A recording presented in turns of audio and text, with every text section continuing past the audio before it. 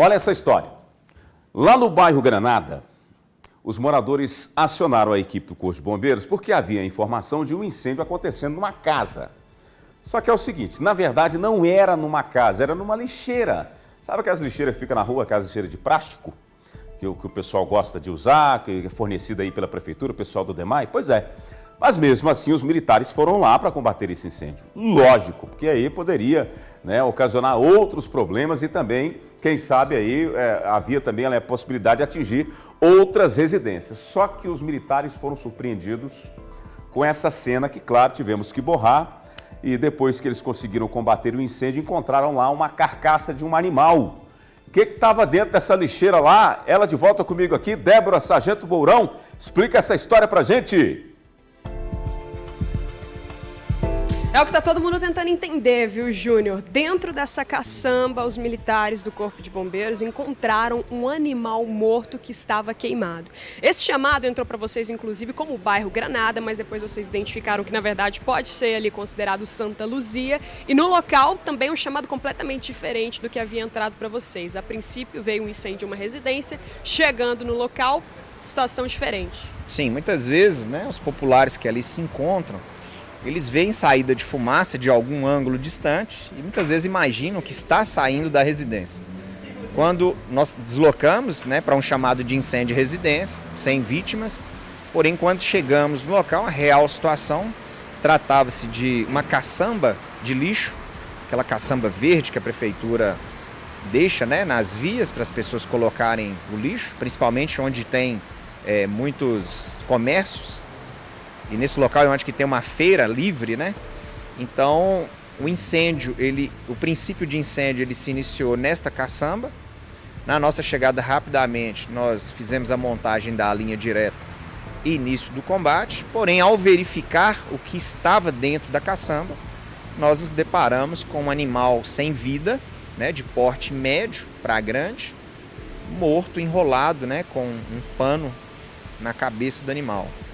Então, diante, né, desta situação, nos preocupou porque é uma vida que foi perdida, né, é de um animal e não poderia ficar por si só como um incêndio com algum local que tivesse animal. Diante da situação, nós fizemos contatos com o nosso COBOM, Centro de Operações Bombeiro Militar, e solicitamos, né, que a Polícia Militar comparecesse no local para fazer tanto o registro quanto fazer ali, né, aqueles levantamentos de praxe para saber se quem colocou lá e também quem começou, né, a destruir um patrimônio público, né, que aquele material lá que a prefeitura deixa é justamente para os populares ali utilizarem.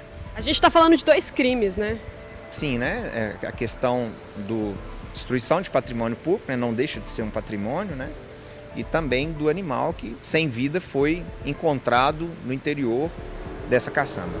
Todas essas informações, assim como o sargento explicou para a gente, foram repassadas para a Polícia Militar, que vai trabalhar agora em uma investigação para conseguir entender exatamente, mas durante ali o momento em que vocês estavam desempenhando as funções, nenhum dono desse animal, nenhuma pessoa foi identificada como proprietária, como tutora desse bichinho. Como proprietário não, né? Quando nós chegamos, nós deparamos com um morador que com um balde de água ele tentava apagar o fogo. Isso ajudou também a mitigar, diminuir com que esse local não pegasse fogo muito rápido. Tinha também o risco, se aumenta ali as chamas, iam pegar nas árvores e poderia aí, né, desencadear uma situação muito pior.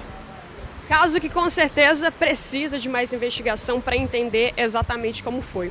Júnior, antes de te devolver, vou aproveitar também que a gente está na companhia do Sargento Mourão, que está trazendo outras informações para a gente. Teve um acidente grave também registrado nessa madrugada, acidente que aconteceu na 497. Isso, chegou informação para a gente que o SAMU ele necessitava de apoio, onde, segundo informações, um veículo, né, que deslocava da cidade de Patrocínio, um veículo até da prefeitura, com pessoas para fazerem atendimento, né, em outra localidade, na área de saúde, um veículo de passeio simples.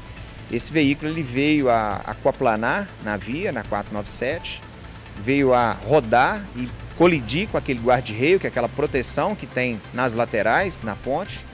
Nessa situação que ele rodou e colidiu, tinham 5 integrantes dentro do veículo, 2 integrantes 2 passageiros, né, que eram pacientes, que estavam indo para consulta ou transferência, para consulta, eles foram ejetados do veículo e caíram, né, na ponte do Rio Tijuco, caíram em uma altura aproximada aí de 9 metros.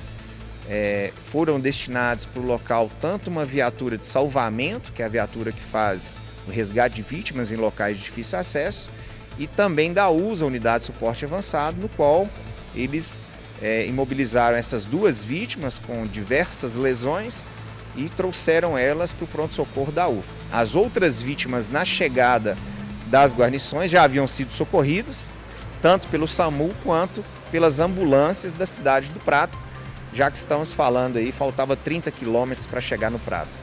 Sargento Mourão trazendo mais detalhes para a gente, um grave acidente que aconteceu agora na madrugada, já antecipando para a gente as informações. É claro que daqui a pouquinho a gente vai ter acesso também a imagens, fotos que vão ajudar a gente a contar um pouco mais essa história, mas já fica o alerta também para toda a população. O dia começou chuvoso aqui na região e essa também é a previsão ao longo do final de semana. Júnior?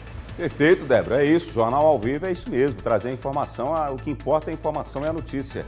Obrigado ao sargento para já adiantar para a gente essa ocorrência de trânsito, né, desse acidente que aconteceu na 497.